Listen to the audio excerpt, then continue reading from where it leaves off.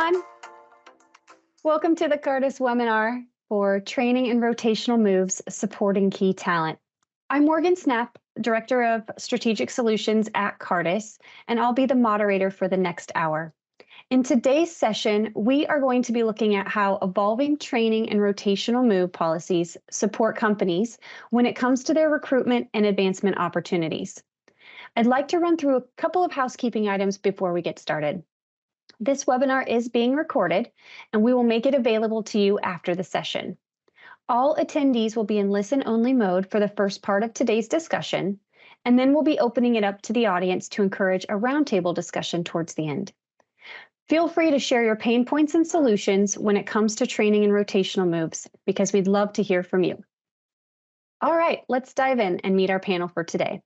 I am delighted to be joined by Sally Harris, Global Domestic Relocation Design Manager at Intel Corporation, Anya Waldeck, Global Mobility Solutions Leader at EY, Managing Director of GTN Brett Sipes, and also James Wallace, who's Director of Global Mobility at Red Hat, will be joining us momentarily as soon as he can get in the session. He's having a little trouble today. I will let them speak to their roles and experience in just a bit. But in the meantime, welcome, and thank you for joining us today. All right, let us dive in. So let's get started with you, Sally. Perhaps you can give us a little bit of your background and Intel's program on rotational moves and why these assignments are so important to your company. Absolutely. Thank you, Morgan. And welcome everyone this morning and evening and afternoon for whoever's logging on around the world. So a little bit about me. I came to this role in 2019. Before that, I was in finance at Intel for many years and saw this opportunity come across as an internal transfer. And I was just super excited about it because I personally have relocated a ton.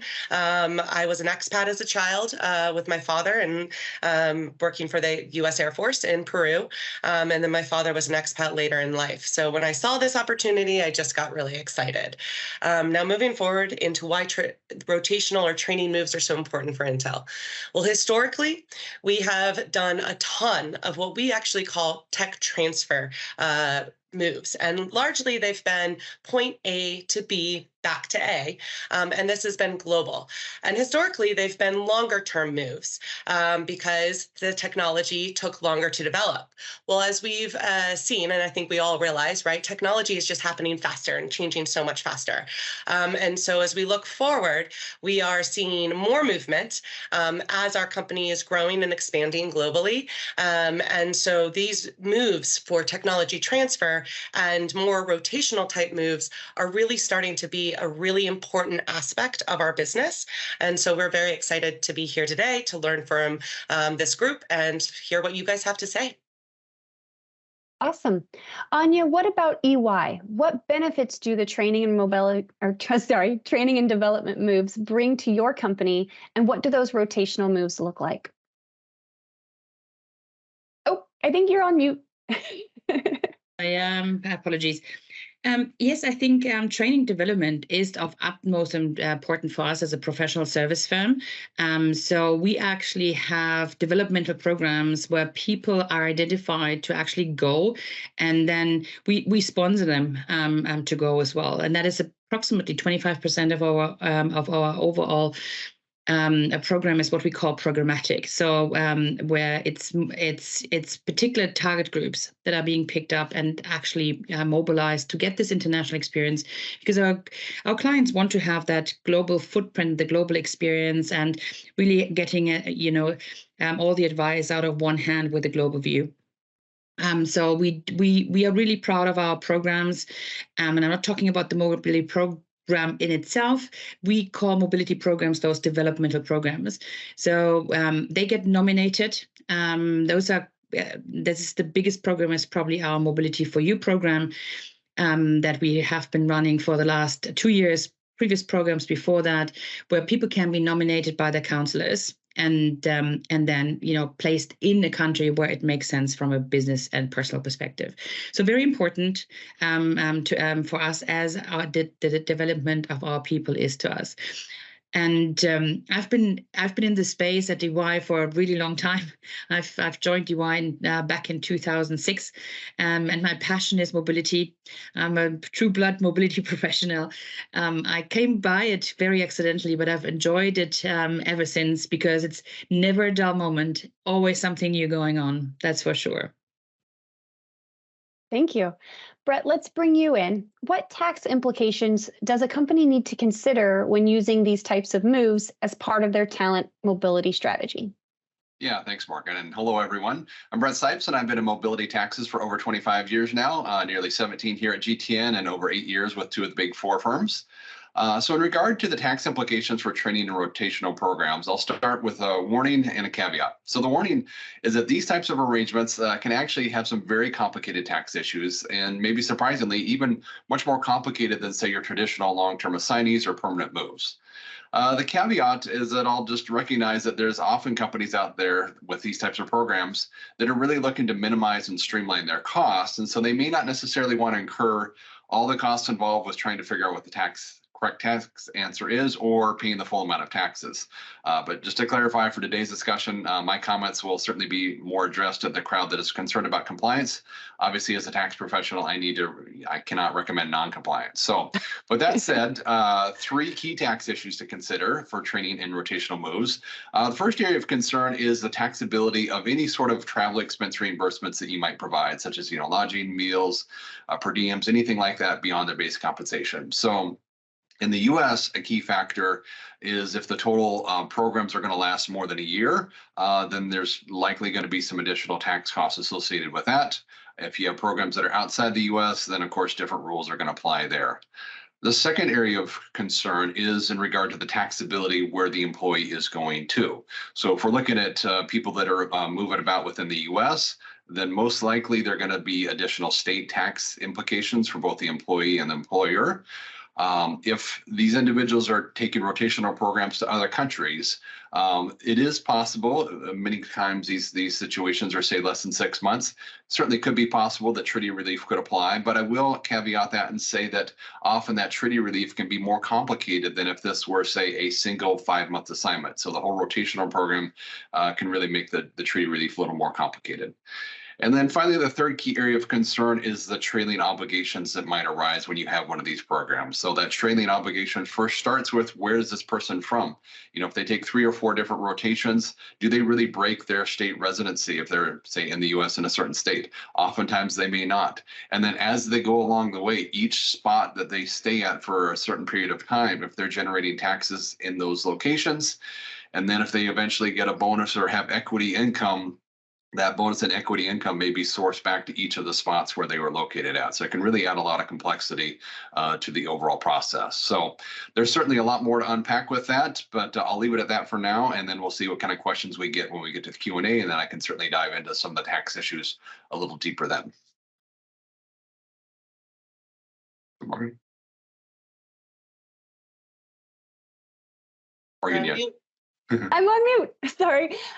Before we dive into how frequently these moves are used, I wanted to highlight that there is a chat feature in our session today. So please feel free to add questions as they come along in your head, and like questions that really seem impactful and what you would like to make sure we answer during our time today.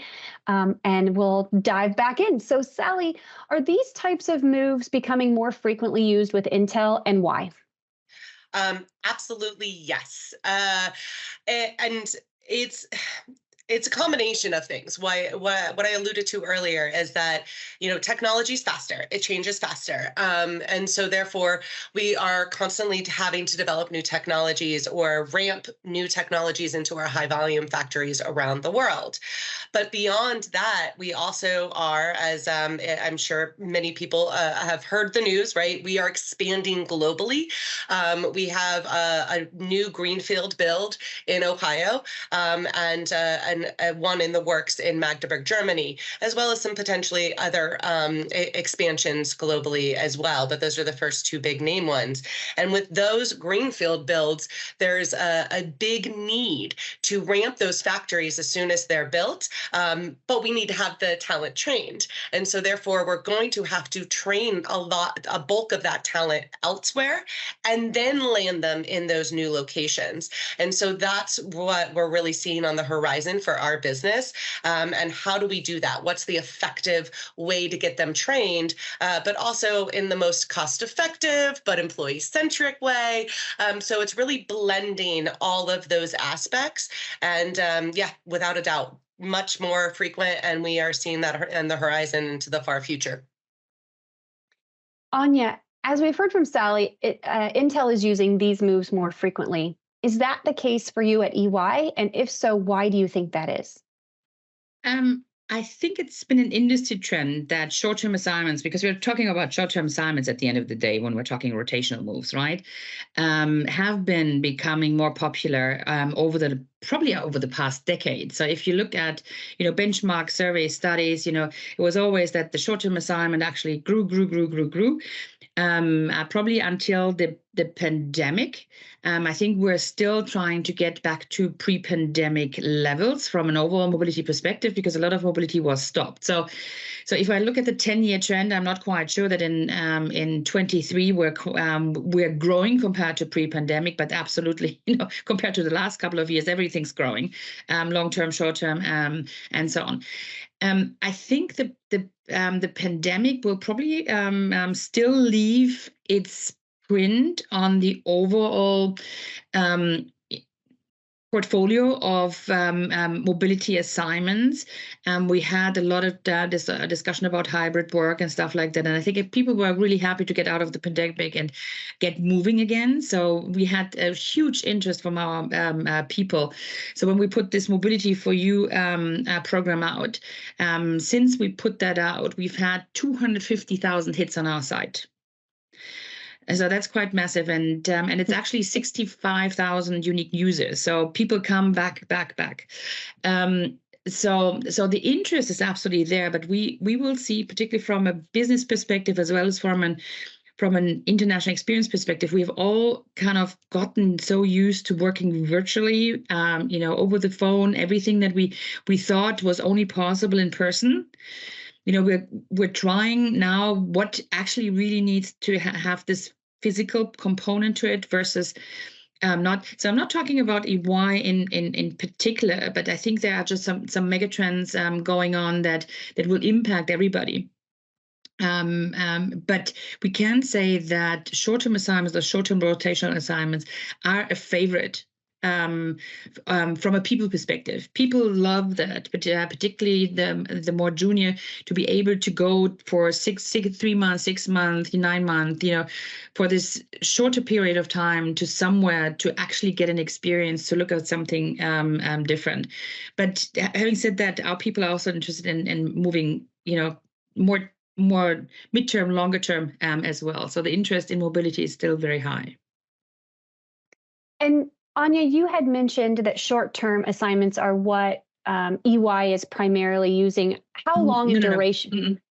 No, I didn't say that was what we were primarily using. I'm just saying that if we're talking about rotational, we're probably talking about short-term. That's at least what from a definition perspective, the rotational is kind of short-term. We do use short-term a lot. And to answer your question, it's probably 3 to 6 months in duration. That's probably the most popular. But we have a lot of longer term assignments, like 2 or 3 years as well. Our program is actually really large. We have a couple of thousands, in every financial year. So substantial on both ends. Yeah. And Sally, back to you. I know short-term assignments, perhaps 3 months is not sufficient for Intel. Can you elaborate a little more on the duration of your training assignments that you're looking at? And you're on mute as well. Thank you. So I think it's actually a mix. It depends on what group. So when we talk about the typical tech transfer, they are generally 3 months to 6 months, and that's international or domestic. But we see a need for, with the new factories being built, in order for a factory to ramp and be able to execute from that first day of ramping, we need the people who land there to be experts. And that's just not going to happen unless we train them first. And to become an expert on a tool, to get a technician to be an expert on one of our tools, it takes 18 months is kind of what we're the sweet spot. I think some of them will take less and some of them will take a little bit more. And so that's going to be a uniqueness for us. And, back to one of the things Brett said is that 365-day mark in the US is critical when you're talking about taxes and taxability. And so we're looking at how do we get these folks supported, but maybe use different packages, like more of a one-way package to the training location with some different benefits to really get them, excited about that next location that they're going to go to. So it's definitely a mix. Our typical tech transfer is shorter term, whereas what we need for that training ramp is going to be longer term. Thank you. So according to a recent Cartus survey, over 45% of companies offer a different level of support for their temporary training and rotational assignments compared to the permanent move population. Anya, is this the case at EY? How do these rotational moves differ in terms of benefits and level of support that you provide the employees? Yeah, I think there are the classic expatriate packages, right, which are usually, the higher value people on the executive level, and then it's really tough to just provide the same relocation benefits as you would pay for a permanent move, because somebody on a rotation is going to come back, so you need to bring them back, and the benefits need to kind of cover something on the way back. We transfer people to the host payroll for the absolute large majority, very exceptional cases if we can't do that. And we provide them with a relocation package on both sides of the deal. And obviously also we will return them once they're kind of done. And I do agree with Sally. We see a lot of 18 months as being a really good kind of learning time as well. The short-termers obviously have a different package, because it doesn't make sense for 3 to 6 months to put somebody onto the host payroll. You can't expect them to give up their home apartment, for example, so they need to provide for housing. So the necessities for anything that's under 6 months, maybe under a year, but I think the year is kind of where it kind of flips over. The necessities of what you need to provide is just different. Mm-hmm. So there are short-term packages and transfer packages for the return transfer. Thank you. But we would, yeah. Go ahead. Yeah, we would use that the latter policy, both policies for training as well as developmental. But we have very flexible policy, particularly on the long term, and we have more of a purpose-led, flexible, modular policy. So depending on the business case, we assess what type of package is appropriate. Yeah. And Sally, our survey found that the preparation support before a rotational assignment begins is offered by about 25 respondents. Is that the case for Intel, and what preparation support would you recommend providing? Well, I think as always, and Brett, I think as a tax person, will always will like this phrase. Well, it depends. So when we're talking about domestic movement, I think there's less need for prep, right? Because you're moving, and I'm saying U.S. domestic specifically, because while there's different states and different tax rules, generally the culture is the same within the state, within the United States. Well, there's some nuances, but in general. When we look forward to what we're going to need to do to ramp Magdeburg, that's a different story. You're talking about bringing potentially families into a school system where German language is the expected main language for all the classrooms. And you're bringing people in who may have never had any experience with German culture or, again, the language. And so we're looking at how, what are the things that we're going to need to do from that perspective.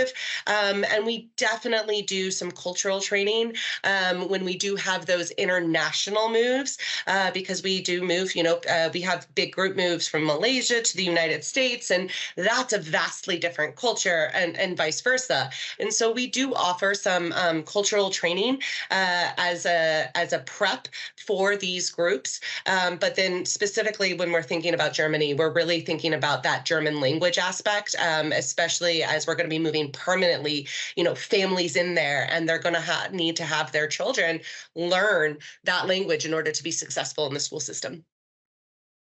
I would agree.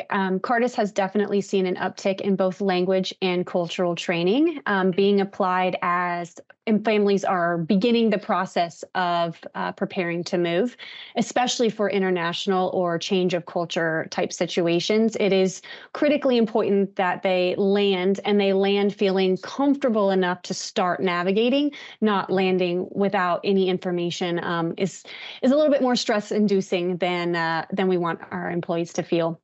Brett, from your side, are there specific benefits that companies need to be mindful of when it comes to tax implications when you're looking at these moves? Yes, definitely. And Sally, yeah, you stole my line. It depends. That's one of the tax folks' favorite lines. It depends. Certainly, it can depend on a number of factors. One of the key ones is just the structure of the type of move. I know in the Cartus survey, there's a mention that, for some of these situations, up to 40% use 2 or more one-way permanent moves. So whether or not it's a permanent move where they're being hired locally in each jurisdiction as they go, or they're being assigned and they have these series of assignments, that in and of itself makes a big difference. Certainly how long they're gone makes a big difference, whether or not it's again under a year or more, as well as the locations, right? So if it's in other countries or not. So, and we'll certainly get a little bit more into that. I see some questions in the chat here, which we'll get to about the kind of the length, but I'll just kind of leave it. It really kind of depends on those 3 things in terms of the structure, the length, and the location. And Brett, is it impacted at all if they are going on to point C after moving to point B, or if they're coming back to point A? Does that impact tax? It certainly can. A lot of that really has to do with what is the intention, or what is expected from the outset. Now, I realize a lot of times, especially as the last couple of years, it's really hard to predict the future. But if there's a certain expectation that that it's going to, there's going to be A to B to C, and that is going to happen in succession, and that from the front, from the outset, there's some debate in the tax community about what that really means. But as I've looked at a number of court cases on that, I would say generally, let's say you're going to have 3, say 6-month assignments, and they're all going to be back to back. I would lean more towards saying that is really kind of one long-term assignment of more than a year, and you should really treat it like you would, say, an 18-month assignment. Thank you. So let's move on now to the types of employees that are relocating. Our research has found that for U.S. domestic programs, 36% of employees on rotation were primarily experienced current employees. And the second biggest group at 27% were new hires or inexperienced. At Cartus, we find that rotational programs in the US tend to develop early talent, whereas for international programs, the assignees are typically more experienced, around 76%. Anya and Sally, what types of employees typically go on these assignments at EY and Intel? Anya, we'll start with you. And I think that there is a reason why we need to move people who have more experience, because a lot of the immigration regulations require pre-employment. So in a number of immigration stipulations, you need to have a year with the company already. So Mhm. that kind of, that kind of prevents new hires to go. But what you can say generally is new hires are always super keen to go. So I think, 80 or in the high 80s of our new joiners, they actually join an international company like EY because they want to have the international exposure, the international opportunities. But it's obviously, it's obviously not possible kind of in their first year. They need to kind of, have some experience. And it's also a question of, there always needs to be the business value and the people value. So people might want it, but they're not kind of ready for it at the end of the day. So we try to pick up people across all ranks with the pre-employment, of course. The purposes are different, right? If I send a partner, it is developmental even for a partner. Mobility is always developmental for everybody.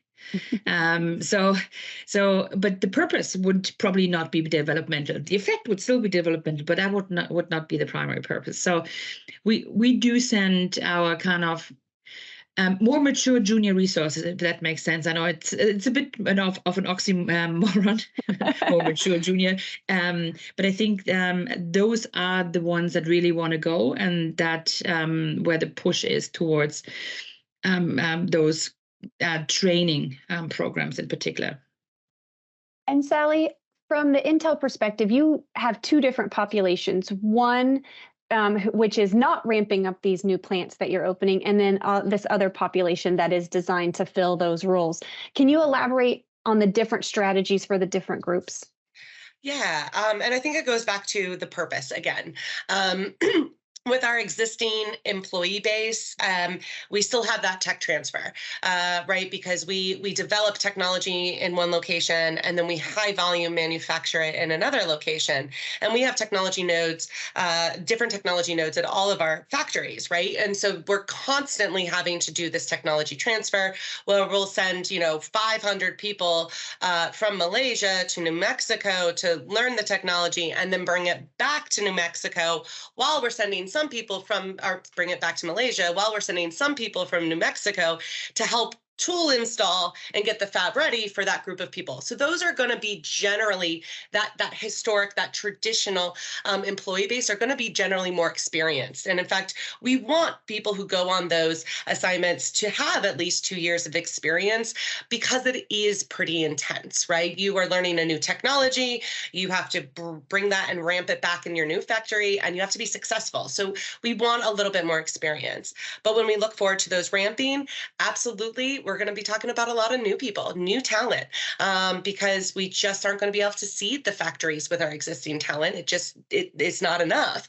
So we're going to be looking at definitely new talent, and some of that will be, fresh talent from technical programs or colleges or career changers who maybe had some sort of mechanical aptitude in their previous career or did something similar enough. And that's like that high value skill transfer that we're looking at. And developing those folks. And so, yeah, absolutely. With the new ramps, we're talking about newer to Intel, but maybe not new young talent. It could be just new career folks as well. So yeah, two different populations, absolutely. And as we talk about the types of employees that you're considering for rotational and training moves, it would be remiss of us not to look at this through a DE&I lens. Sally, I know that Intel has had a strong focus on inclusivity inside the organization, but how does that extend to your mobility program and specifically these rotational moves?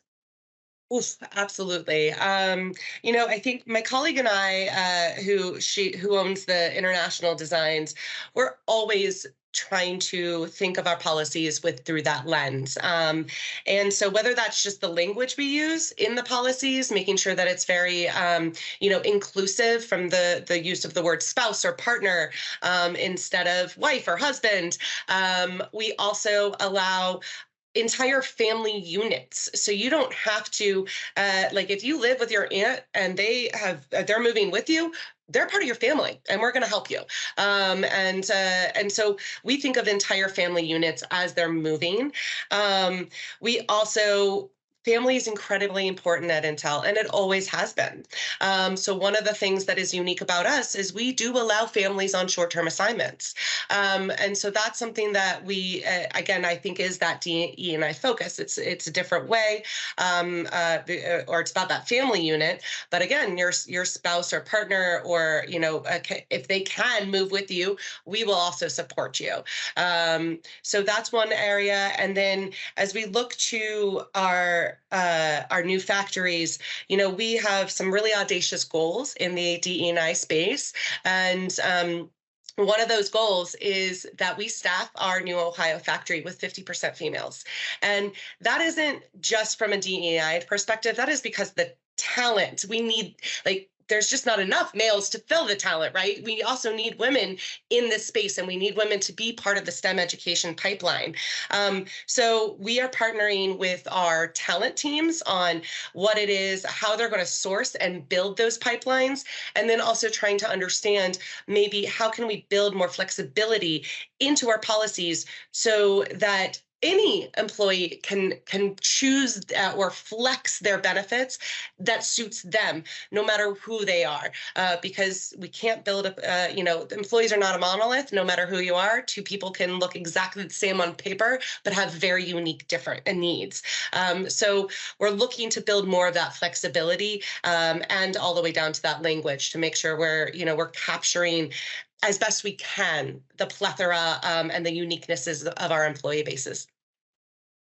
And Anya, how do you build effective mobility policy for these move types to ensure that your employees have that I belong experience?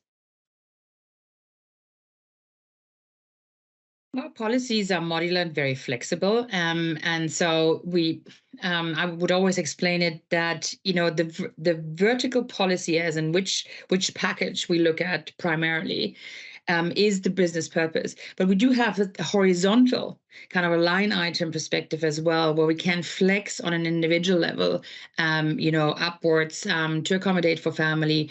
Or whatever the need of an individual case is, because as Sally was saying, not every case that looks the same is actually the same. So we have a highly flexible, modifiable policy, but on the vertical, because we have designed it, we're still kind of able to have the majority be in one of those vertical strings. So we have 4 vertical strings, and then we can, flex horizontally, if that makes sense. So that is how we build it. But you also have to remember that we are a really large organization.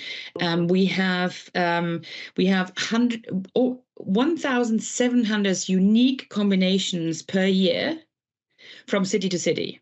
Yeah. So the probability, and this is different to what I'm hearing from Intel, where they were staffing factories. So my previous employer, where we were also staffing factories, that you send a mixture out of managerial and blue collar people into one location. You need to be consistent in this one location to a much greater extent.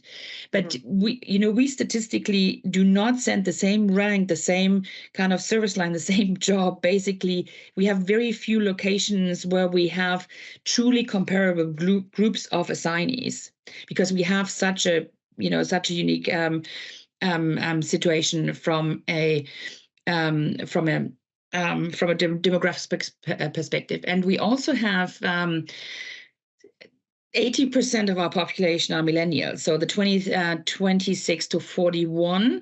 So particularly on the programs, the training programs that are targeting towards our more mature junior population, the family component is probably not as important as it is in a classic mobility program, where people are kind of in their 40s or late 30s at least, and almost everybody has the family dimension.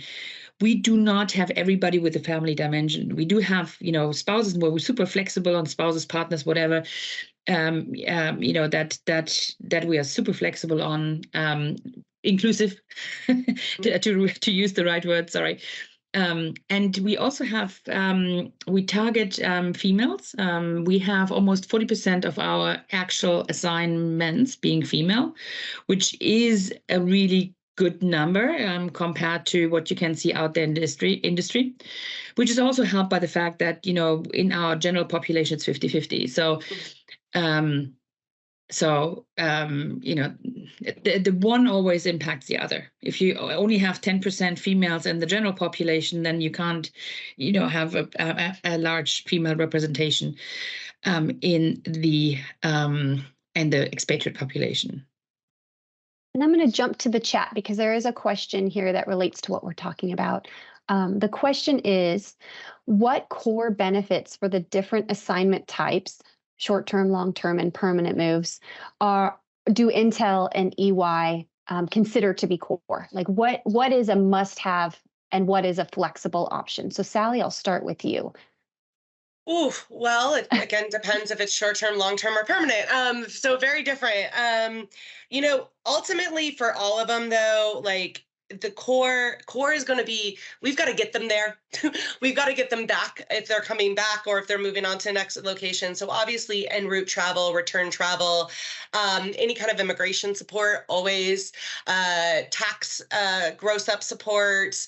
And in the case of our international, we actually have tax prep. And then in domestic, we give some tax, we give cash for tax consultation because we recognize that even, a state-to-state movement can have some serious tax impacts. So those are the main core benefits. Now, when you're talking about short-term and it's a true assignment, it's going to be housing, like Anya mentioned too, right? Like, because you can't expect an employee who's going to be in a location for 3 months to find their own housing, right? Like that's difficult, especially if they have to hit the ground running. So for our international and domestic short-term assignments, and even actually long-term assignments,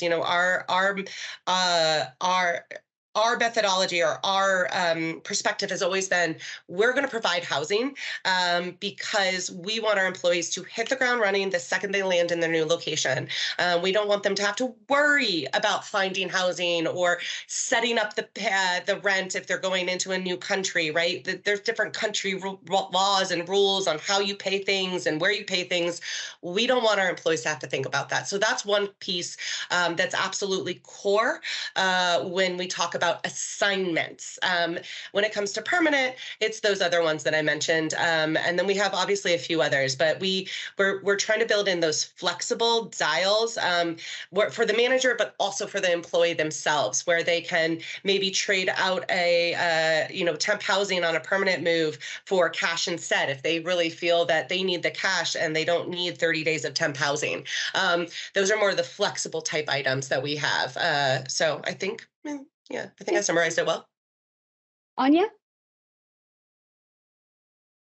Oh, you're on mute. Yeah. I would totally agree with Sally. I think housing is super important. I think for people who come from low cost, from low salary countries on short term. So if we're not talking about US outbound, but, kind of, I said, we do have like 1,700 city to city combinations, actually 650 country to country combinations. So if I have somebody who comes from, Ghana into the US, they will not be able, or from India or whatever, they will not be able to live on their home-based salary because usually you leave them on their home-based salary. So I think you need to provide some type of support for cost of living on the short term. If somebody is long-term and they're being put on the host payroll, that's not an issue. Because then they can live as peers. So I think that is less of a problem. And we have also the advantage that we are usually in the big cities. Other companies are actually, where the salary levels might be completely different, where the infrastructure is completely different, where there are no internationals. So it's also a question of what is the global footprint of the company you're working for, what that drives some of the benefits that you need to provide. So if you actually are, probably, a shipping company or something like that, you have different location than we have.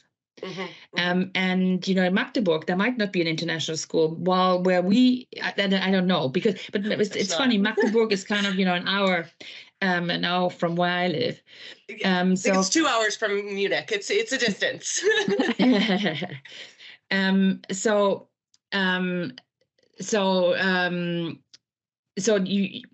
think it's really, really hard to say these are the core elements, because it depends on the salary levels at the what type of mix of employee demographics do you have, from a generation perspective, from an education perspective, what is your global footprint? So I think the compliance piece is the easy one, and probably short term is the easy one as well. You need to house them and you need to get them there. Also on the long term, as Sally was saying, but all the kind of fine nuances, I think a company really needs to look at itself. And then also look at, obviously, what is the appetite for mobility, what is the purpose of mobility. So I don't think you can say this is the right policy for everybody. Absolutely. I would 100% agree. Yeah, absolutely. You've got to need different destinations and also different purposes. So I 100% agree on you. Yeah, and we would echo that with what we're seeing with the clients that we assist as well. Housing is the number one most critical piece in an assignment, short-term and long-term. Reducing that anxiety and stress on when I land, where do I go, and how can I hit the ground running. For long-term and more permanent moves, we tend to see household goods being another core piece. And then for anything that affects culture or language, we see the culture and language training being a core thing as well. Hello, James. I will pause here and let you introduce yourself, and then we have a couple of questions to ask you about Red Hat. I am so very sorry for the challenges, the technical challenges. I appreciate everyone's patience. I'm sorry to interrupt right in the middle, but my name is James Wallace, Director of Global Mobility at Red Hat. We're an open source software technology company owned by IBM, based in Raleigh, North Carolina. Awesome. And James, can you elaborate a little on the strategy behind how you use these rotational and training moves for Red Hat and what that means for your company? Absolutely. And I appreciate we're backtracking on the call just to accommodate my, so thank you, everyone. No problem. So I mentioned just a second ago that Red Hat is an open source software technology company. And what this means fundamentally is that the code base that underlies our products, our software and technology products, is open, that anyone can go and view the code base within different software communities and projects. And Red Hat takes the code base and then, tailors it, alters it a bit for our purposes, and puts it together with our own internal stuff and releases as products. So this idea of open collaboration, building knowledge, making progress and advancements on that basis is really part of the ethos of Red Hat. And so take that, and we also apply that really to a lot of what we do with our training and rotational programs, right? Which is to say that the core focus of ours have been using these shorter term arrangements to foster knowledge sharing, training, best practice development and sharing, right? So it really, the focus has been developing that type of collaboration and that type of knowledge sharing together, so that the knowledge can then be taken back to your home teams or your home functions, right, and developed out further and implemented further in our products and processes. Thank you. And we had discussed a little bit the key differences between a permanent move and a developmental or training assignment. And from your perspective, what are the differences for Red Hat between those two move groups? So we in the mobility team here, we've had the good fortune for some of the key programs we've worked on, their training and rotational programs we've worked on, to have that proverbial seat at the table from the beginning of the life cycle of the program. So that's to say that as the different parts of our business were conceptualizing and developing their programs, we were able to give input from the beginning. And so a lot of our programs are really, I think I heard a few references to this, a lot of our programs are shorter in nature, right? We do have long-term and short-term assignment programs, but these rotational and training programs are, we've worked on them really as kind of their own thing, right? Their own beast, so to speak. So we've been able to develop those and really kind of tailor the types of support that are provided around what the objectives of the business group and their particular training rotational programs are. So again, hearing some of these common elements in the previous answers for an international, what we call an international transfer, a permanent move, right? For business directed moves, right? We are generally providing a fairly robust relocation package. I know I've heard housing, we certainly provide temporary housing, relocation services, destination services, household goods shipment, home finding, school search, settling in, et cetera, as well as some other monetary support for the individual associates. And of course, the standard, have to have the immigration taken care of. And we also provide some tax services support. So on a transfer like that, it's a fairly robust package that we offer to ensure that a permanent relocation is executed and that we can have that person in the new location and productive as quickly as possible, right? Acclimated, minimal disruption to work and personal life. With these training and rotational programs, again, they're usually shorter in nature. Ours have been usually between 3 and 6 months. And we've again been able to, and they've been fairly limited in terms of their locations. So we don't kind of have they can go anywhere arrangement. It's been, this particular function has certain locations where they want to rotate and train people. And so we've been able to tailor and I say reduce what the support's provided, not in the sense of providing less necessary support for people in these programs, but just by the nature of what they're doing and where they're going and for how long, there just isn't a need for the same level of robust support. But where support is necessary, again, talking about visa, immigration considerations, any sort of tax considerations, housing considerations, right? Those sorts of things, those are baked into the various programs that we support, but it's more tailored because we've been involved from the beginning. That's awesome. From a DE&I perspective, how do your program components align with your DE&I goals, and how does that impact these training and rotational moves? So certainly, D&I is a large focus for Red Hat, as I think it is for most of a lot of large companies nowadays. And I'm from my perspective, I don't know that Red Hat is the furthest along in the DE&I journey as some of the companies that have been focused on it for a longer period of time. But we definitely have this as a core focus for the company, and a lot of things in development and actively in progress. So for our programs, I know from a previous conversation, some programs have, and I heard, Sally mentioned a moment ago, they had a goal of 50% women in a certain space. So we've not arrived to the point where we're setting kind of those sorts of quantified targets for what we're doing in our training rotation programs. Again, we're really kind of understanding what a business group, what their objectives would be, what their business needs are, and trying to help craft programs to help meet their needs. So we're not at the place where we've had these kind of metrics outlined and targeted for these programs. However, we have tried to make sure that we are looking at the support that's provided and how the support could be provided around, making the programs as inclusive as they possibly could be. Again, I know I heard some mention of family a few minutes ago. And that's one of the things in our very first training program we supported several years ago, we kind of missed out of the gate, right? DE&I wasn't quite in the corporate consciousness back then as it is now, but we definitely missed that kind of out of the gate. And we realized after the first year of the program that the way we had structured our support was not really, did not facilitate really people with families being able to participate, right?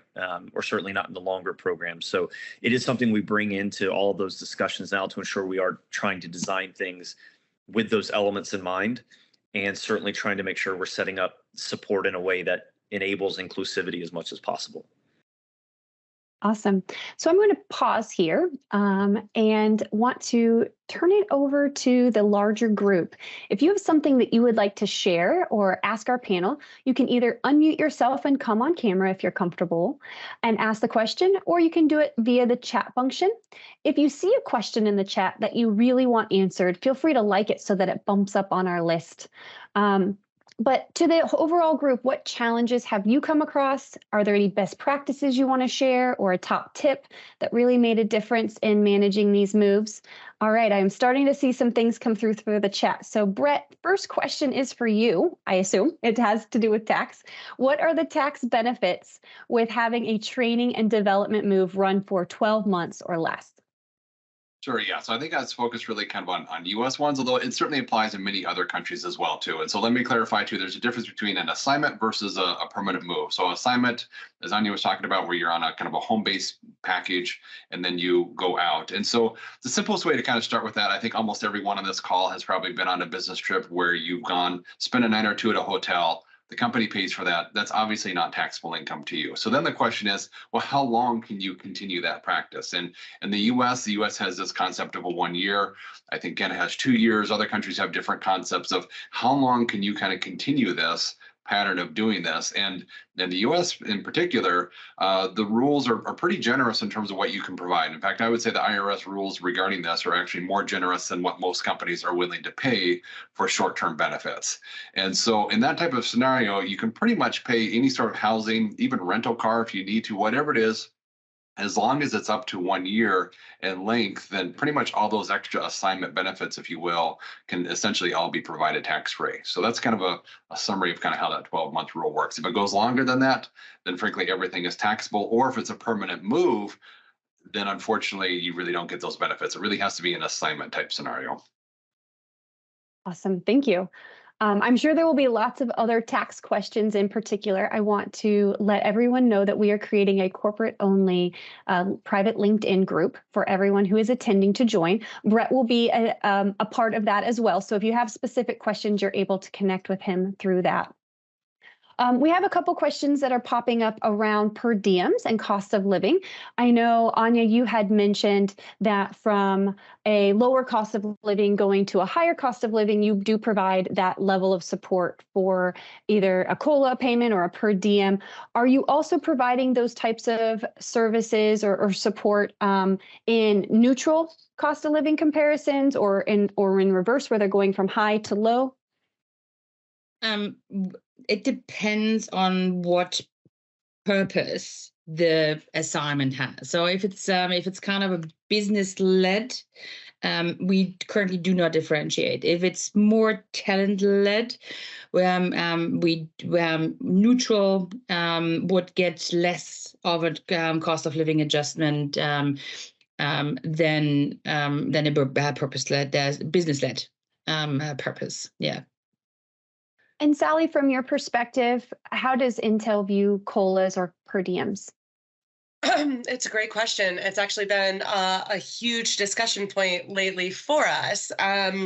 So, you know, historically for international, if it was like for international movement, if it was a true EB2E up to 90 days, it was more of a per diem model, and then after that it was short term, but we kind of took the idea that you were supposed to bring your salary with you on assignment.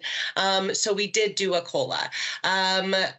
And then within the U.S. movement, we were doing allowances because the thought and the ethos was, well, you have to maintain 2 households now, right? Because you're going to Oregon for 6 months while you still have to pay your mortgage back home in Arizona. So we did allowances historically. Now, as we move forward and we see how much movement we have and how much different movement, we're going to have situations where we're going to have people, from Ireland, Israel, and Malaysia, potentially all in the same location, where we also have assignees from Oregon. And so we know that we have to think about, equity and appearances, and also, what's the best thing for our employees who are going on these assignments. So my colleague and I are really looking to move more towards a per diem model. And some of that U.S. domestic is, what Brett alluded to, the IRS is pretty generous on what can be tax-free, and per diem is, allowances are not. So that's one of the reasons, one of the instigating factors that we're looking at it for our domestic movement, but then also for the international movement, looking at that, when you have a Malaysian in Arizona and an Oregon person in Arizona, you want to have them to kind of, they're essentially doing similar things, right? They're both on assignment for technology transfer. So we want them to feel equitable in what they're receiving. And that ethos is still the same. We're expecting them to keep their home base. We're expecting them to keep their home lives. And so a per diem is the perfect tool to provide them support for that everyday need while they're on assignment, because the business has asked them to be there. So that's why we're kind of moving that direction. Thank you. And James, from Red Hat's perspective, how do you view per diems and COLA? Yeah, so I think one thing that I've noticed in Sally's answer there is we have not been historically, and we aren't currently in a situation where we have multiple assignees in the same location at the same time. So that would, I think, Sally, it's a good call out, right? Depending on what your business is and what they do and what kind of assignees you have. For us, that's not really a consideration that we've had to work through, but it sounds like for Sally and for some of the rest of you, it may be. So we don't use per diems for our assignments, but we do leverage COLAs, generally speaking. And when I say COLA, I should maybe clarify a little bit. COLA is obviously stands for cost of living. So we really consider it just in that a bit of a narrower sense, like an allowance for those purposes. So in addition to a COLA, right, we would also consider a housing allowance, utilities allowance, and potentially a transportation allowance. Now, all of this is underlined by the idea that, we historically at Red Hat we don't consider assignments to be something that financially should be looked at as a windfall for the associate going on the assignment. You don't want to put anyone in the negative financially from an assignment, but the intention is also not to use the assignment as a vehicle to reward, right, the associate. There are many, many, many other rewards programs and vehicles, right, at Red Hat, and I'm sure all of your companies, to reward performance and to reward results, right? We do not consider the assignment mechanism to be a reward mechanism, right? It's a facilitative, if that's a word, mechanism, right, to facilitate certain business needs and development, right, for individuals. So we do look at allowances from a keeping the associate whole perspective. So, if you do have someone from a higher cost location going to a lower cost location, it may well be that they don't receive a COLA at all, right? Or they receive a smaller COLA because, they're earning the salary they're earning in the home country. And I should note, we do generally also keep people on home country employment and salary while they go on assignment, temporary assignment. They're earning an amount that in the assignment location will get them much further than it would if the situation were reversed. So we do that analysis on from all of those allowance perspectives, and we will adjust based on those factors. I will note one last thing. Historically, we do have assignments from low-cost countries to high-cost countries. We don't normally have the reverse, so we generally have had to implement COLAs and these other allowances. But we do take a look at it each time, right? It's not a default that is given every single time. So I see that we are right at the top of the hour. I think that's probably a good place to end. We did have a couple of questions that we didn't get to, but I wanted to thank everyone for attending and participating today. If you'd like to continue the conversation, we invite you to scan that QR code there on the screen to join a private LinkedIn group dedicated to this topic. Look out for a communication from us in the next couple of weeks, because we will be recording this session and sending you the answers to some of the questions we didn't get to today. Please don't hesitate to reach out to us if you have any further questions. And thank you so much for your time, panelists, Anya, Brett, Sally, and James. We very much appreciate your insights as we wrap up our time today.